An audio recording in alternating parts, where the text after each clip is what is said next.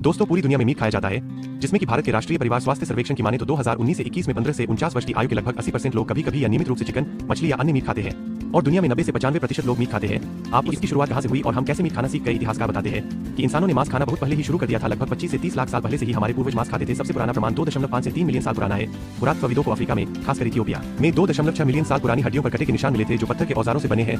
ये निशान बताते हैं कि होमो हैबिलिस या उससे थोड़े बाद के हमारे पूर्वज अर्ली होमो जानवरों को मारकर या उनका शिकार करके मांस खाते थे और हड्डियों से गुदा मैरो निकालते थे। नियमित मांस खाने की शुरुआत लगभग 20 लाख साल पहले से होमो इरेक्टस ने शिकार करना और मांस खाना शुरू कर दिया था और इनके दांत, जबड़े और दिमाग का आकार बढ़ने लगा था, जो इस बात का सबूत है कि मांस पौष्टिक और ऊर्जा से भरपूर होता है और उनके दिमाग के विकास में बड़ी भूमिका निभाई थी। फिर आगे चल के आग पर पकाकर मांस खाना लगभग 7 से 8 लाख साल पहले ही शुरुआत हो गई थी, क्योंकि कुछ जगहों पर 15 लाख साल पहले से इंसान आग का इस्तेमाल करने लगे थे और पका हुआ मांस खाना आसान और सुरक्षित था। इसलिए होमो इरेक्टस और बाद में निएंडरथाल्स और आधुनिक इंसान होमो सेपियंस ने बड़े पैमाने पर पकाकर मांस शुरू किया और भारत के संदर्भ में भी 1.5 मिलियन साल पुराने औजार और हड्डियां मिली है, जैसे अतिरंपक्कम और तमिलनाडु। यहाँ के शुरुआती इंसान भी मांस खाते थे और सिंधु घाटी सभ्यता 3300 से 1300 ईसा पूर्व में भी गाय, भैंस, भेड़, बकरी, सूअर, मछली आदि के अवशेष मिले हैं, यानी मांस खाना आम था। दोस्तों अगर बहुत संक्षेप में कहूं तो इंसानों ने मांस खाना लगभग 25 से 30 लाख साल पहले शुरू कर दिया था। यह हमारी जैविक और सांस्कृतिक विकास का बहुत बड़ा हिस्सा रहा है।